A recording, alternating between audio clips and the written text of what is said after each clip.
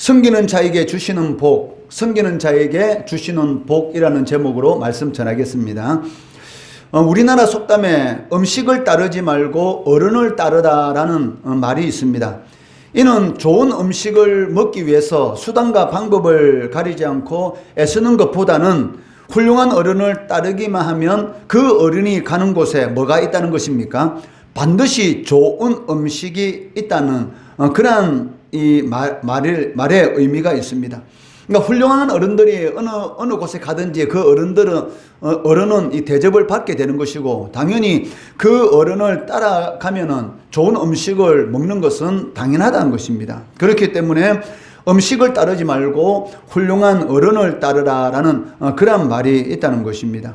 마찬가지로 우리가 축복을 받기 위해서 하나님을 믿는 것이 아니고 하나님을 잘 믿으면, 이게 이제 순서의 그 차이점이 있는 것이죠. 축복을 받기 위해서 하나님을 믿는 것이 아니고 하나님을 잘 믿으면 하나님께서 축복을 허락해 주심으로 인해서 축복을 받게 된다라는 그러한 의미가 있다는 것입니다. C.S. 루이스, 여러분 잘 아실 겁니다. C.S. 루이스 하면 누가 생각납니까? 라니아 연대기라는 그런 영화가 생각나죠. 저 라니아 연대기라는 이 책을 쓴 사람이 바로 이 C.S. 루이스입니다. 그러니까 C.S. 루이스는 뭐라고 말을 하냐면, 하늘을 겨냥하라. 그러면 땅은 덤으로 얻게 될 것이다. 즉 하늘을 바라보면 땅에 있는 것은 자연스럽게 덤으로 생기게 된다라고 말을 하고 있습니다. 그렇지만 땅을 겨냥하면 아무것도 얻지 못할 것이다 라고 말을 하고 있습니다. 바울은 이 예루살렘 교회를 돕기 위한 이 헌금을 위해서 고린도 교회에 세 사람을 보내게 됩니다. 그 세 사람에 대해서는 앞에 문단에서 여러분들에게 설명을 하였는데, 자신처럼 고린도 교회에 대해서 간절함을 가지고 있는 디도, 그리고 복음으로서 모든 교회에서 칭찬을 받고 있는 두 사람, 총 이 세 사람을 이 고린도 교회의 이 헌금 때문에, 즉 예루살렘 교회를 돕기 위한 이 구제 헌금을 가져가도록 이 세 사람을 이렇게 보내게 됩니다. 당연히 바울은 이 세 사람을 선정함에 있어서 아마 신중을 기해였을 것입니다. 그 이유를 고린도 후서 8장 20절 21절에서 말씀하고 있는데, 이것을 조심하면 우리가 맡은 이 그에게 연보에 대하여 아무도 우리를 비방하지 못하게 하려니니, 이는 우리가 주 앞에서뿐 아니라 사람 앞에서도 선한 일에 조심하려 함이라 라고 말씀하고 있다는 것이죠. 저 고린도 교회에서 아마 그에게 연보, 예루살렘 교회를 돕기 위한 이런 많은 이런 헌금을 모금하게 될 것인데, 그 헌금 때문에 혹 좋지 않은, 하나님이 기뻐하는 그런 선한 일을 함에 있어서도 불구하고 혹 이 일이 마귀가 틈타는 그러한 일이 되지 않도록 신중을 기하는 것을 우리는 볼 수가 있다는 것이죠. 바울은 하나님께서 기뻐하는 일을 하기 때문에 그냥 아무렇게나 하나님께서 다 알아서 하시겠지라는 그런 생각을 가지고 있지 않습니다. 하나님께서 기뻐하시는 이 선한 일을 함에도 불구하고 하나님 앞에서뿐만이 아니고 사람 앞에서도 조심하는 것을 볼 수가 있다는 것이죠. 그 이유가 무엇입니까? 지난 시간에 말을 했지만, 하나님의 몸된 교회를 위한 선한 일을 할 때 뭐가 틈을 탈 수가 있습니까? 사단은, 그러니까 하나님이 기뻐하는 그 일을 할 때 반드시 이 사단이 틈타는 것을 이렇게 볼 수가 있어요. 특히 이 교회를 건축하는 일을 한다든지, 그러니까 하나님의 성전을 아름답게 꾸미는 그런 교회 건축의 일을 할 때 이 사탄이 틈타서 교회가 갈라지는, 서로 누가 더 좋은 목사님이다, 내가 원하는 목사님 이분이다, 또 내가 원하는 목사님 이분이다 라고 해가지고 어떻게 해요? 서로 이렇게 자신이 원하는 목사님이 우리 교회에 오도록 하기 위해서 이렇게 서로 이렇게 자신의 의견을 주장하다 보면 결국 어떻게 돼요? 이 교회에 시험이 드는 그런 일들도 있을 수가 있다는 것입니다. 그렇기 때문에 이 교회 건축하는 것도 너무나 좋은 일이고, 직분자를 세우는 것도 너무나 좋은 일이고, 또 목사님 은퇴하고 새로 좋은 목사님을 모시는 것 얼마나 좋은 일입니까? 그런데 이런 선한 일, 이런 좋은 일에는 항상 이 마귀가 틈탈 수가 있기 때문에, 그런 좋은 일을 하기 위해서는 뭘 해야 됩니까? 항상 기도해야 되는 것이죠. 우리가 16일부터 18일까지 2박 3일 동안 이렇게 중고등부 이렇게 수련회를 가게 됩니다. 이 수련회라는 것은 너무나 중요하죠. 왜냐하면 그 수련회를 준비하는 교회에서는 어마어마하게 오랫동안 기도를 하게 됩니다. 그리고 수련회에 참석하는 또 교회들도 그 수련을 위해서 기도하는 것이죠. 그러니까 많은 기도가 쌓였기 때문에 그곳에 참석하는 이런 학생들이 은혜를 받고 하나님이 정말 살아계시구나, 하나님은 우리의 삶 가운데 함께 하시는구나 라는 것을 체험하는 그런 역사가 많이 일어나요. 지금까지는 지식적으로 알던 그 하나님을 이제는 그 지식뿐만이 아니고 마음속에, 내 마음속에 역사하시는 그 하나님으로 체험하는 그러한 역사가 이런 수련회 가운데 많이 나타납니다. 그러니까 구원의 확신이 없는 사람이 구원의 확신을 가지게 되고, 이 문제를 가지고 그 수련회 갔지만 문제가 해결되는 그러한 역사가 일어나게 되는 것이죠. 그러니까 이런 것을 위해서 당연히 기도를 해야 되는 것이죠. 그런데 기도 안 하고 마치 수련회는 그냥 재밌겠다라는 그러한 생각으로만 아무 생각 없이 가려고 하다 보면 어떻게 돼요? 생각지도 못했던 어려운 일 때문에 수련회에 참석하지 못하는 그런 일도 생길 수가 있고, 또 수련회에 참석했지만 전혀 은혜하고는 아무 상관이 없는, 은혜 받지 못하고 그냥 갔다가 그냥 돌아오는 그런 일도 겪을 수가 있다는 것입니다. 그렇기 때문에 어떤 일을 항상 앞두고서는 항상 기도해야 되는 것이죠. 기도로 준비해야지만이 이 사단이 틈을 타지 않는 것이고, 또 하나님의 은혜 역사를 체험할 수가 있다는 것입니다. 이어서 바울은 오늘 이 본문 말씀을 통해서 이 사람을 이 고린도 교회에 보내는 또 다른 이유에 대해서도 설명하고 있습니다. 지난 시간에 첫 번째 이유는 무엇입니까? 아무리 선한 일이지만 마귀가 틈탈 수 있기 때문에 하나님 앞에서도 우리가 조심해야 되지만 사람 앞에서 시험에 들지 않도록 조심해야 된다라는 것을 살펴봤는데, 오늘 이 본문에서는 또 세 사람을 이렇게 고린도 교회에 먼저 보내는 그 이유에 대해서 설명하고 있습니다. 3절에서 5절 말씀해 보시면, 그런데 이 형제들을 보낸 것은 이 일에 너희를 위한 우리의 자랑이 헛되지 않고 내가 말한 것 같이 준비하게 하려 함이라. 이게 무슨 말입니까? 그러니까 바울 사도가 다른 교회에, 이 고린도 교회에 대해서 자랑을 어마어마하게 했다는 것이죠. 아마 고린도 교회에서는 이 예루살렘 교회를 위한 그러한 헌금을 오래전부터 모으고 있었다라는 이런 자랑을 아마 한 것 같습니다. 그런데 만약에 준비되지 않고 있었다 라면 어떤 문제가 생길 수가 있기 때문에 우리의 자랑이 헛되지 않고 내가 말한 것 같이 준비하기 위해서 이 사람을 보내었다라고 말을 하고 있습니다. 혹 마게도냐인들이 나와 함께 가서 너희가 준비하지 아니한 것을 보면, 그러니까 준비했다고 말했는데 혹 마게도냐에 있는 이 교회의 대표자들이 혹 이 바울사도 같이 갔는데 이 준비하지 아니한 것을 보면 너희는 고사하고 우리가 이 믿던 것에 부끄러움을 당할까 두려워하노라. 그러므로 내가 이 형제들로 먼저 너희에게 가서 너희가 전에 약속한 연보, 즉 예루살렘 교회를 돕기 위한 이 헌금을 미리 준비하도록 건면하는 것이 필요한 줄 생각했노니 이렇게 준비하여야 참 연보답고 억지가 아니니라 라고 말씀하고 있다는 것이죠. 사실 이 마게도냐 교회는 어떤 교회를 말합니까? 빌립보 교회, 데살로니가 교회, 베레아 교회, 이러한 교회를 통틀어서 마게도냐 지역에 있는 교회, 이렇게 말을 하고 있는데, 이 마게도냐에 있는 이러한 교회보다 이 고린도 교회가 사실은 이 예루살렘 교회를 돕기 위한 이 구제 헌금을 1년 전부터 사실은 시작하였습니다. 이 고린도후서 8장 10절 말씀해 보시면, 이 일에 관하여 나의 뜻을 알리노니 이 일은 너희에게 유익함이라. 너희가 1년 전에 행하기를 먼저 시작할 뿐 아니라 원하기도 하였다. 저 고린도 교회에서 이 예루살렘 교회를 돕기 위한 이 헌금을 1년 전부터 사실은 이 모금하기 시작했다는 것이죠. 예루살렘 교회에 어려운 일을 겪고 있으니까 우리가 예루살렘 교회로부터 이 하나님의 말씀을 듣고 복음을 듣고 우리가 구원받았고, 이 고린도 이 지역, 우상을 섬기는 이 지역에 하나님의 교회가 생기진 것 너무나 감사하다. 그런데 이 예루살렘 교회가 어려운 일을 겪고 있으니 우리가 도와야 되겠다. 그러니까 고린도 교회 교인들이 이렇게 원했고, 그리고 1년 전부터 다른 어떤 교회보다 먼저 시작했다라고 말씀하고 있습니다. 그러니까 이러한 사실에 대해서, 바울이 이러한 일에 대해서 이 마게도냐에 있는 이 빌립보, 데살로니가 그리고 베레아 교회에 이 자랑했다는 것이죠. 이 고린도 교회는 예루살렘 교회를 돕기 위한 헌금을 1년 전부터 시작했다. 그 어려운 상황 가운데서도 예루살렘 교회를 돕기 위한 그런 구제 헌금 모금을 시작했다라고 이렇게 자랑을 했습니다. 그러니까 이 마게도냐에 있는 교회들이 이 말을 듣고 그래, 우리도 그러면 동참해야 되겠다. 비록 우리가 이 예수 믿는 것 때문에 어려움을 겪고 있고 또 극심한 가난 가운데 있지만 우리도 예루살렘 교회를 돕는 일을 해야 되겠다라는 이런 분발하는 계기가 바로 이 고린도 교회였다는 것입니다.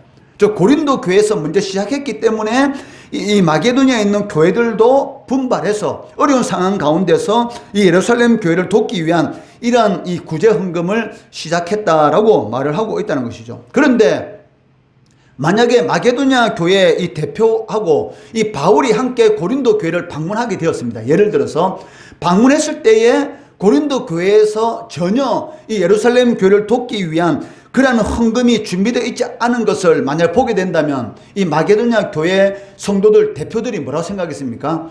바울 사도가 거짓말을 했다든지 아니면 자신이 이 고린도 교회에 이 자랑했던 이런 모든 것들이 이 아무것도 아닌 것처럼 오히려 이 부끄러움이 될 수가 있었다는 것입니다.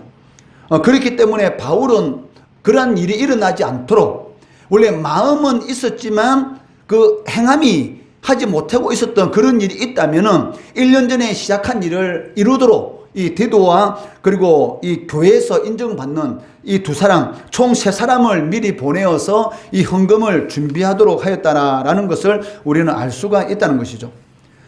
바울은 고린도 교인들에게 그 6절에서 이 9절 말씀을 통해서 그 성도 섬기는 일에 관한 이 세 가지 기본적인 원리에 대해서 강조하고 있습니다. 너희들이 이 다른 교회를 섬기는 것, 저 연약한 성도를 섬기는 것이 얼마나 하나님 앞에 큰 복인지, 얼마나 이 영적인 이런 복의 원리가 있는지 거기에 대해서 6절에서 이 9절 말씀을 통해서 이렇게 설명하고 있는데 그 첫 번째 원리가 무엇입니까? 이 심는 것과 거두는 것의 원리입니다. 그 농부가 봄에 씨 뿌리고 가을에 거두게 되잖아요. 열심히 씨를 뿌리는 사람은 당연히 많이 거두게 되는 것이죠. 그렇지만 작게 뿌리는 사람은 적게 거두는 것은 당연하다는 것입니다. 즉 첫 번째 원리는 무엇입니까? 하나님께서 연약한 성도들을 돕는 그리고 하나님이 기뻐하는 이런 섬기는 자들에게 주시는 첫 번째 원리는 무엇이냐면 심음과 거둠의 원리란 것입니다. 6절 말씀해 보시면 이것이 곧 적게 심는 자는 적게 거두고 많이 심는 자는 많이 거둔다 하는 말이로다라고 말씀하고 있습니다. 바로 바울이 여기에서 말하려고 하는 것이 무엇이냐면 그러니까 적게 심는 자는 적게 거두고 많이 심는 자는 많이 거둔다라고 말을 하고 있는데 여기서 말하는 이 적게와 많이라는 이 단어는 이 물질적인 그러한 이 많고 적음을 말하는 것이 아닙니다. 이것은 이 내적인 그 마음의 넉넉함 그리고 인석함, 이 사람이 마음이 넉넉하느냐 아니면 다른 사람을 섬기는 데 있어서 인색한 마음을 가지고 있느냐 이것을 말하는 것이지 내가 물질을 많이 했고 적게 했고 그것을 말하는 것이 아니라는 것입니다. 그것을 우리가 어떻게 알 수 있느냐면 이 6절 말씀해 보시면 적게라는 이 단어와 이 반대되는 말이 무엇입니까? 당연히 많이라는 단어죠. 그런데 이 많이라는 이 단어를 이 헬라어 원어 성경을 이렇게 보게 되면 율로기아스라는 그런 단어를 사용하고 있습니다. 즉 율로기아이스라는 이 단어는 이 복되게라는 그런 뜻이 있는 것이죠. 그러니까 우리 한글 성경에는 많이 이렇게 해석하고 있지만 실질적으로 율로기아이스라는 이 단어는 복 있다, 복된다라는 그런 의미를 가지고 있다는 것입니다. 그렇기 때문에 6절의 이 말씀을 이렇게 원문대로 만약에 해석하게 된다면 이렇게 해석할 수가 있죠. 인색하게, 즉 다른 사람의 연약한 다른 사람을 섬기는 데 있어서 인색하게 심는 자는 이 불만족하게 되지만 심는 것을 복으로 내가 하나님이 기뻐하는 일, 다른 사람을 섬기는 일을 하는 것을 복으로 생각하고 거기에 대해서 확신하면서 그 일을 행하는 자는 늘 만족한다 라는 그런 의미가 있다는 것이죠.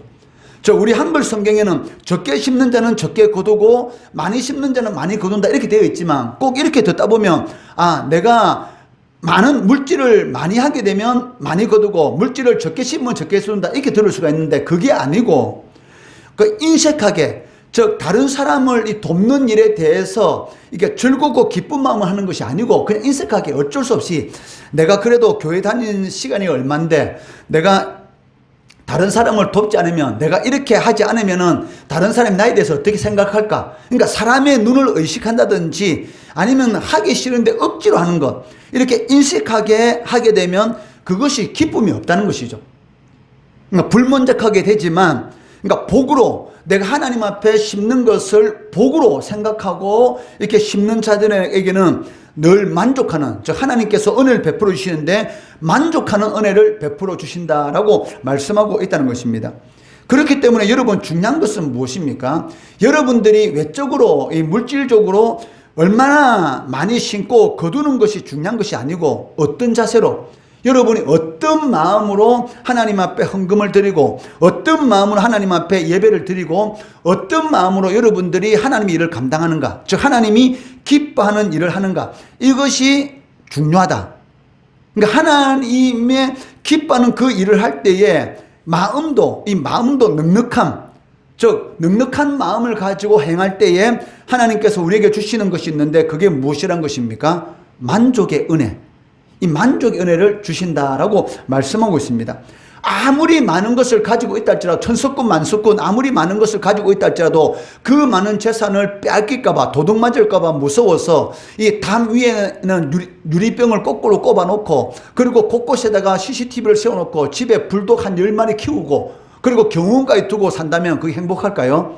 행복하지 않죠. 초가집에 살더라도 문을 활짝 열어놓고, 그 속 편안히 잠자는 게 더 행복하지 않을까요? 대궐 강서에 산대가지고 언제 이 강도들이 쳐들어와가지고 자기 목숨을 이렇게 그 위협하면서 가지고 있는 거 다 내라, 이런 두려움 때문에 그렇게 이렇게 하나 둘 셋 넷 이렇게 방비를 해놓고 잠을 깊이 못 잔다면 그것만큼 불행한 게 어디 있겠습니까? 그렇기 때문에 이 하나님이 기뻐하는 그 일을 할 때에 넉넉한 마음으로, 그러니까 하나님 일을 한다는 것 자체가 나에게 큰 복이다. 하나님께서 나에게 이 구원의 은혜를 베풀어 주시는데 그 은혜에 너무나 감사해서 하나님의 이 일을 감당할 수 있는 것, 구원의 은혜도 큰 복이지만 이 천지 만물을 창조하신 그 창조주를 위해서 내가 쓰임 받는다는 것, 하나님의 일에 동참한다는 것, 이것 또한 큰 복으로 생각하고 그 일을 행하는 사람에게 하나님께서 주시는 은혜가 있는데, 그게 무엇입니까? 만족. 만족의 은혜를 베풀어 주신다라고 말씀하고 있다는 것입니다. 그러니까 사람에게 있어서 가장 큰 복 중에 하나가 무엇이냐면 만족하는 것입니다. 만족이 없으니까 끊임없이 욕심을 부리지 않습니까? 그렇다 그렇게 욕심을 부리다 결국 어떻게 돼요? 인생을 망치게 되는 것이죠. 물질의 종이 되어서 끊임없이 물질을 추구하다가 지금 TV에 나오는 게 바로 그거지 않습니까? 뭐 대장동이라든지 위례지구라든지 이런 거 보세요. 얼마나 이런 거기 이 법을 무시하고 자신의 수익을 위해서 얼마나 그렇게 했습니까? 그렇지만 그것이 과연 복으로 돌아왔습니까? 자기를 죽이는 그런 칼로서 돌아와가지고 교도소에 갇히고, 그리고 숨겨놓은 그런 것도 다 이렇게 이렇게 다 잡히고, 이런 일을 우리가 방송을 통해서 보지 않습니까? 그 이유가 무엇일까요? 그렇게 많은 것을 가지고 있으면서도 불구하고 만족이 없는 겁니다. 항상 부족하니까, 만족이 없으니까 끊임없이 불평불만, 어떻게 하든지 많이 가지려고 하지만 어떻게 해요? 거기에는 만족이 없다는 것이죠. 그렇지만 하나님이 기뻐하는 그 일을 위해서 심는 것, 이것이 바로 복이라 생각하는 자에게 하나님께 주신 은혜가 있는데, 그것이 무엇이다? 만족이다 라고 말을 하고 있습니다. 그렇기 때문에 성도들에게 있어서 중요한 것은 무엇입니까? 섬기는 것이 복된 것이다. 섬기는 것이 복되다. 나에게 섬길 수 있는 것, 그것은 하나님 크신 큰 복이다. 왜? 여러분이 섬길 수 있다는 것은 무엇을 의미합니까? 하나님께서 여러분들에게 무엇을 주었다? 첫째, 건강 주었다.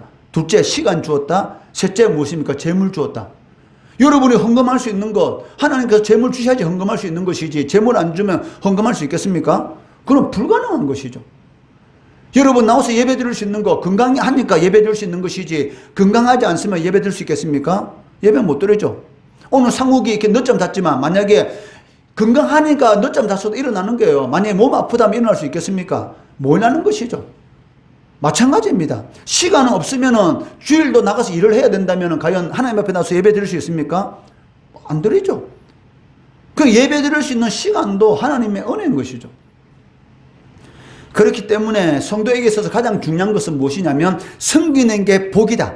섬기는 게 복이다라는 그런 확신을 가지고 행하는 자에게 하나님께서 늘 만족의 은혜를 베풀어 주신다라고 말씀하고 있습니다. 두 번째 원리는 무엇입니까? 이 섬기는 것은 하나님의 사랑과 관계가 있다는 것입니다. 7절 말씀해 보시면 각각 그 마음에 정한 대로 할 것이요 인색함으로나 억지로 하지 말지니 하나님은 기쁘게 즐겁게 내는 자를 사랑하시느니라 라고 말씀하고 있습니다. 하나님 일을 함에 있어서 원망하고 불평하려면 하지 않는 것이 좋다. 쉽게 말하면 하나님의 일을 하는 것이 얼마나 큰 일이 복된 일인지 그것을 깨닫는 자는 만족함의 은혜뿐만이 아니고 기쁨이 있다는 것이죠. 그러니까 하나님을 할 때는 기쁜 마음으로 행해야 되는 것이지 억지로 인색함으로 하면 안 된다라고 말을 하고 있습니다. 그 이유는 무엇입니까? 이 성도를 섬긴다는 것, 하나님의 교회를 섬긴다는 것은 단순히 이 사랑과의 관계를 뛰어넘어서 하나님과의 관계가 있다는 것을 말을 하고 있다는 것이죠. 즉 성도 섬기는 일을 통해서 하나님께 주시는 복이 있는데 그것이 무엇이다? 하나님의 사랑을 받는다는 것입니다. 내가 하나님이 기뻐하는 이 일을 하다 보니까 어느 순간에 내 마음에 확신이 드는 것이 있는데 그게 무엇이에요? 하나님이 나를 너무나 사랑하는구나. 정말 사랑하는구나. 이런 확신이 생기는 것이죠.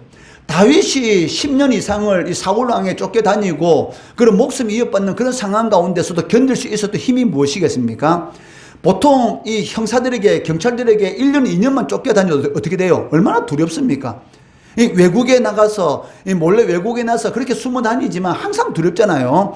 인터폴 이렇게 세계적으로 인터폴에게 수배가 떨어지면 물론 자기가 그렇게 순간에 호텔에서 지내지만은 숨어 있는데 뭐가 행복하겠어요? 언제 잡힐지 모르는 두려움 가운데서 저 멀리 경찰만 보더라도 도망가기 바쁘고 항상 불안한 것이죠. 사람을 보면 전부 다 자기를 쫓아오는 사람 같고 사람을 보면 전부 자기를 신고할 것 같고 요즘 며칠 거 보면은 얼마 동안 숨어 다니다가 잡혀가지고 다시 이 교도소에 갇힌 사람이 있지 않습니까? 그러니까 이 하나님의 일을 열심히 섬기다 보면 마음속에 어떤 마음이 드냐면 하나님께서 나를 진짜 사랑하는구나. 사랑하는구나. 그러니까 이 하나님의 사랑을 딱 느끼게 되면 어떤 어려운 상황 가운데 있더라도 이겨나가는 것이죠. 물 가운데 불 가운데 있을지라도 물이 너를 침몰하지 못할 것이고 불이 너를 태우지 못할 것이다. 여기서 물과 불은 뭐를 말합니까? 어려운 일이잖아요. 그러니까 물 가운데 있다 할지라도 물이 너를 침몰시키지 못하고 불 가운데 있을지라도 타지 못한다. 그러니까 물과 같은 환난, 불과 같은 그런 고난이 있을지라도 그 환난이 나를 넘어뜨리지 못하고 그리고 그런 불과 같은 그런 고난이 나를 쓰러뜨리지 못한다는 것이죠. 그 이유가 무엇입니까? 너는 내 것이라. 이게 너는 내 것이다. 이게 무슨 말입니까? 내가 너를 사랑한다는 말이죠. 내가 너를 책임져 지겠다. 그러니까 하나님이 일을 함에 있어서 기쁘게 즐겁게 그 일을 감당하는 사람들에게 하나님께서 복을 주시는데 그게 무엇입니까? 하나님께서 나를 너무나 사랑하는구나.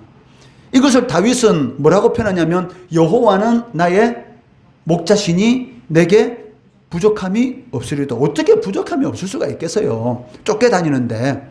그런데 부족함이 없는 겁니다. 부족한데 부족함이 없어요. 아무것도 없는데 모든 것을 가진 자. 이것이 바로 성도지 않습니까? 그러니까 하나님의 은혜가 임하게 되면 이 궁궐에 사는 것보다 초가집에 살고 있는데도 불구하고 궁궐에 사는 것 같은 그러한 행복감을 느낄 수가 있다는 것이죠. 대궐 광실. 저렇게 완전히 회장집에 사는데도 형제지간끼리 아버지 재산 때문에 날마다 싸운다면 어떤 일이 벌어지겠어요? 무엇입니까? 재벌집의 막내 아들. 여러분 봤는가 모르겠어요. 그 드라마 보면 어떻습니까? 형제지간에 아버지 재산 많이 가지려고 어떻게 합니까? 난리지 않습니까? 그게 과연 행복합니까? 결국은 살인죄 저지르고 비참하잖아요. 그러나 하나님이 기뻐하는 그런 일을 하게 되면 하나님께서 나를 사랑한다 라는 그런 확신이 느끼게 되고 어떤 상황 가운데 있을지라도 흔들리지 않는 그런 이런 은혜를 이렇게 누리게 되는 것이죠. 이 범죄자들을 보면은 이 범죄자들이 왜 범죄를 저지르는가 보면 어떤 경우가 많아요. 대부분들이 사실은 어릴 때 이런 환경에 불안한 환경들이 많지 않습니까? 부모님부터 어릴 때부터 이 폭력을 당하고 부모가 술 먹고 그리고 집에 날마다 조용한 날이 없고 하루에 한 번씩 뭐가 깨지고 이런 가정에서 자라다 보면 어떻게 돼요? 자신은 그런 거 보면서 어떤 마음을 하냐면 나는 절대로 아버지 같이 안 해야지. 나는 절대로 엄마 같이 안 해야지. 라고 말하면서 사실은 자기 그대로 하고 있다는 것이죠. 그런 일들이 참 많습니다. 그 이유가 무엇이겠습니까? 그러니까 이 사랑이라는 게 너무나 중요하죠. 그렇지만 이 사랑을 받고 자라다 보면 어떤 생각이 있어요? 사랑을 받고 자라다 보면 어떤 어려운 상황 가운데서도 그 사랑이 나를 붙드는 것이죠. 마찬가지로 그렇지만 인간의 사랑은 제한적이지 않습니까? 그렇지만 하나님의 사랑은 영원한 것입니다. 하나님의 사랑이 어떤 고난 가운데서도 우리를 이길 나가는 그 힘이 되는 것이죠. 인생에 고난은 없을 수가 없습니다. 그러니까 고난을 믿지 않는 사람들은 그 고난을 불행으로 생각하지만 예수 믿는 사람에게 있어서 고난은 뭐예요? 하나님의 살아계심을 체험하는 도구가 되는 것이죠. 이것은 하나님의 사랑을 이 체험한 사람만이 고백할 수가 있습니다. 믿지 않는 사람들, 믿음이 없는 사람들은 고난을 불행으로만 생각해요. 그래가지고 이 고난을 당하니까 하나님 원망하고 믿지 않는 사람들은 내 전생에 어떤 죄를 지어서 전생이라는 게 어디 있습니까? 사람은 죽고 나면 그로 지옥 천국 끝인데 그런데 믿지 않는 사람은 전생에 내가 무슨 업보를 많이 쌓아가지고 이런 고난을 당하느냐 아니면 조상묘를 잘못 지어서 이러느냐 하면서 무당 찾아가고 굿하고 오라잖아요. 또 믿는 성도들 믿음이 없으면 뭐라고 말합니까? 하나님 내가 무슨 죄를 지었는데 이런 불행한 이런 일을 당하게 합니까? 그냥 믿음이 없고 믿지 않는 사람들은 고난을 불행, 고난은 곧 불행 이렇게 말합니다. 그런데 성경은 고난을 불행이라고 말하지 않습니다. 성경은 뭐라고 말합니까? 고난은 하나님을 만나게 하는 통로다. 하나님을 만나게 하는 도구다. 이렇게 말을 하고 있어요. 그러니까 믿음이 있는 사람, 기독교에 있어서 고난은 뭐예요? 불행이 아니고 무엇입니까? 하나님의 은혜를 받을 수 있는 통로다. 이렇게 말하는 거예요. 그런데 믿음이 없는 사람들은 고난받으면 떠나죠. 믿음 있는 사람은 그 고난 가운데서 하나님 앞에 기도하면서 하나님 살아계심을 더 체험한다는 것입니다. 믿음이 없는 사람들이 그래도 하나님을 붙들고 기도할 때에 믿음이 있는 사람으로 그 고난이 변화되도록 만들어 주는 것을 보게 되는 것이죠. 대표적인 사람이 누굽니까? 성경에 욥이지 않습니까? 욥이 율법적이고 그러한 신앙생활 하다가 이 고난 가운데서 깨달은 것이 무엇입니까? 내가 지금까지 하나님을 귀로만 들었다. 그런데 이제는 하나님을 눈으로 본다. 이렇게 고백하잖아요. 하나님이 눈에 보이지 않죠. 그렇지만 눈으로 본다는 말이 무엇입니까? 하나님이 내 앞에 있는 것처럼 생생한 그 하나님의 은혜를 체험한다는 것입니다. 그냥 귀로 듣던 하나님. 그런데 이제는 무엇입니까? 나와 함께 하신 하나님에 대해서 체험하게 된 것이죠. 이번 수련회가 여러분들에게 있어서 하나님을 그냥 지식적으로 아는 하나님이 아니라 나의 삶 가운데 살아 역사하시는 그런 하나님으로 체험되는 그런 수련회가 되어야 한다는 것입니다. 그것을 위해서 여러분들이 열심히 기도하셔야 됩니다. 기도하면 하나님의 사랑을 체험하게 되는 것이고 또 하나님이 이를 감당함에 있어서 이것은 나에게 복이고 기쁨이다라는 생각을 가지고 기쁘게 잘 감당하게 되면 하나님이 나를 너무나 사랑하는구나. 하나님이 나를 너무나 좋아하시는구나. 나에게 일어나는 이런 고난은 오히려 하나님의 복을 받는 하나의 도구구나. 이런 확신이 생기기 때문에 절대로 넘어지지 않는다는 것입니다. 세 번째 원리는 무엇입니까? 하나님의 넘치는 은혜. 내가 하나님의 일을 열심히 감당하며 하나님을 기쁜 마음으로 잘 섬기게 되면 하나님의 은혜가 내 삶 가운데 넘치게 된다는 것입니다. 8절 말씀 같이 읽어볼게요. 시작. 하나님이 능히 모든 은혜를 너희에게 넘치게 하시나니 이는 너희로 모든 일에 항상 모든 것이 넉넉하여 모든 착한 일을 넘치게 하려 하심이라. 아멘. 하나님의 은혜가 내 삶 가운데 넘쳐요. 하나님께서 건강의 복만이 아니고 재물의 복도 주시니까 하나님이 기뻐하는 착한 일을 넘치게 할 수가 있는 것이죠. 하고 싶어도 못할 수가 있습니다. 그 이유가 무엇입니까? 마음은 있는데 능력이 없는 거예요. 이거 참 불행이지 않습니까? 마음은 있는데 능력이 없어. 세상 사람이 기뻐하는 그러한 일, 세상도 인정받는 일을 하고 싶은데 내 능력이 없으니까 그 일을 못하는 거 똑같은 일이 아니지 않습니까? 안타까운 일이죠. 능력 쌓을 수 있는 시간이 있을 때 능력 쌓아야 되는 것이죠. 학생들은 열심히 공부해야 되는 것이고 좋은 직업 갖고 싶고 좋은 집에 살고 싶고 좋은 차를 몰고 싶은데 능력이 없어. 왜? 할 때 안 하니까. 놀고 싶을 때 놀아쁘니까 진짜 놀고 싶을 때 못 노는 거예요. 똑같은 겁니다. 하나님께서 은혜를 넘치게 주시니까 하나님이 기뻐하는 착한 일을 넘치게 할 수 있는 거죠. 왜? 할 수 있는 능력이 있으니까 하는 겁니다. 할 수 있는 능력이 없으면 못하죠. 섬기는 자, 하나님이 기뻐하는 일을 잘 감당하는 이런 섬기는 자에게 하나님의 넘치는 은혜가 임한다는 것입니다. 이를 가장 잘 표현한 이 구약 성경의 말씀이 시편 112편 9절 말씀인데, 이 말씀을 이 바울이 오늘 이 본문 9절 말씀을 해서 그대로 인용하고 있습니다. 이 9절 말씀해 보시면, 기록된 바 그가 흩어 가난한 자에게 주었으니 그의 의가 영원토록 있느니라. 즉 하나님께 주신 이 재물을 하나님이 기뻐하는 연약한 자를 돕고 교회를 섬기는 일에 열심히 이렇게 잘 사용하다 보니까 그의 의가, 하나님께서 복을 주시는데 그 사람의 의가 영원토록 있다. 이게 무슨 말입니까? 하나님께서 그 사람을 이렇게 높이신다. 즉 그 사람을 이렇게 높여주신다는 것이죠. 이와 똑같은 말을 예수님께서도 제자들에게 말씀하셨습니다. 마태복음 20장 26절 27절 말씀 같이 읽습니다. 시작. 너희 중에 누구든지 크고자 하는 자는 너희를 섬기는 자가 되고, 너희 중에 누구든지 으뜸이 되고자 하는 자는 너희의 종이 되어야 하리라. 이것이 바로 하나님의 영적 법칙입니다. 내가 높아지기를 원하면 어떤 자가 되라? 섬기는 자가 되라. 세상은 무엇입니까? 다른 사람을 짓밟고 이렇게 눌러야지만이 내가 높아진다 생각하잖아요. 근데 하나님의 영적 원리는 무엇입니까? 천지 만물의 주인이신 하나님의 영적 원리는 무엇이냐면 섬기는 자. 다른 사람이 잘 될 때 옆에서 박수 쳐주고, 다른 사람이 고난을 당할 때 같이 울어주는 것. 이것이 기독교 원리입니다. 근데 세상 원리는 무엇입니까? 다른 사람이 잘 안 되면 거기서 웃고, 다른 사람이 잘 되면 시기하고 질투하고 끌어내려고 하는 것. 이것이 세상적인 법칙이잖아요. 근데 세상적인 법칙은 무엇입니까? 다른 사람이 잘 나가려고 할 때 잘 못 나가도록 해야지만 내가 잘 된다. 이것이 바로 세상적인 법칙입니다. 그리고 다른 사람이 잘 안 돼야지 나는 성공할 수 있다. 이것이 세상적인 법칙이죠. 그러나 하나님의 법칙은 안 그렇습니다. 다른 사람이 잘 될 때 옆에서 더 잘 되도록 박수 쳐주는 것. 다른 사람이 고난 가운데 있을 때 함께 울어주는 것. 이것이 바로 하나님의 법칙인 것이죠. 그러한 자에게 하나님께서 복을 주시는데 무슨 복입니까? 높임 받은 복. 이것을 주신다. 너희 중에 누구든지 크고자 하는 자는 너희를 섬기는 자. 그러니까 섬기는 자가 큰 자가 되는 것이고 종이 되는 자가 으뜸이 된다. 이것이 바로 하나님의 영적인 원리라는 것입니다. 그런데 우리는 자꾸 하나님의 천지 만물의 주인이신 모든 것은 하나님으로부터 나오는 것인데 하나님의 원리를 따르지 않고 자꾸 세상적인 원리를 따르잖아요. 잘난 척하면 어떻게 하든지 깔아뭉개려고 그렇게 하고, 그 사람이 어려운 일을 당하게 되면 고소하다 이렇게 생각하잖아요.